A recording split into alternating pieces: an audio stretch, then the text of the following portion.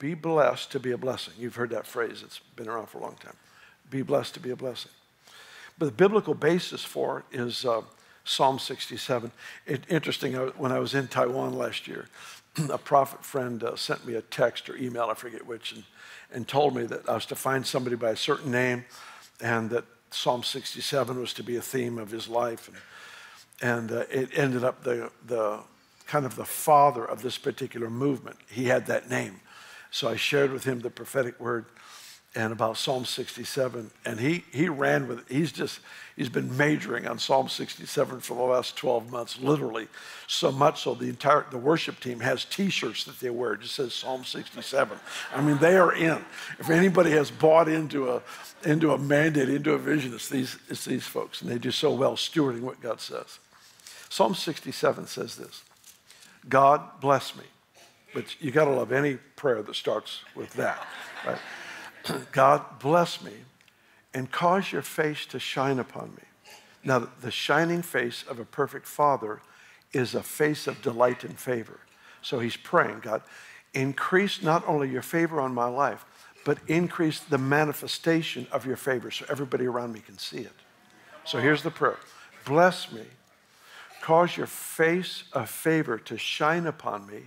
Listen to the next phrase. So that your way would be known in the earth, that your way, and your salvation to the nations. So follow the sequence. God bless me. Cause me to carry your favor well. I want people to see your delight in me. Because if you do that, then they'll see what you're like. And if they see what you're like, salvation will truly come to the nations. Your grace is the irresistible grace. And I want them to see it for what it is. And it's a beautiful prayer of saying, God, in order for them to catch the real message, the full message of who you are, it's got to be tangible. It's got to be visible. It has to be measurable. Enough of this theory stuff. It's got to be measurable. It doesn't mean that all of our life is always perfect, but it does mean that there is the mark of favor on our lives. I like to look at this concept. There was a squabble in Israel back in days of Moses. There was a fight between the leaders of the 12 tribes as to who should be in charge and who should have authority, etc. And so Moses told all the tribes to get an almond branch, and so they each have a dead almond branch, and they put the name of their tribe on it, and then Aaron, representing the priesthood, puts his name on it. And they put these 12 branches before the Ark of the Covenant, before the presence of the Lord.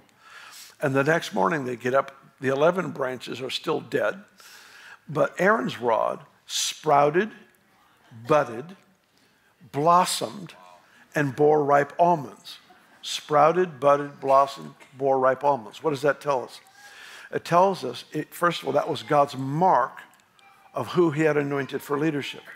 So what that tells me is that God's mark for leadership is not ripe almonds in every area of life, but life in every area of life. Sprouts, buds, blossoms, ripe almonds. Some are perfect maturity, others are just beginning, but there's life there. Does that make sense to you? And so the Lord illustrates his choice in people in that there's life in all these areas of life, even though maturity may be in this area and not that area, if that makes sense.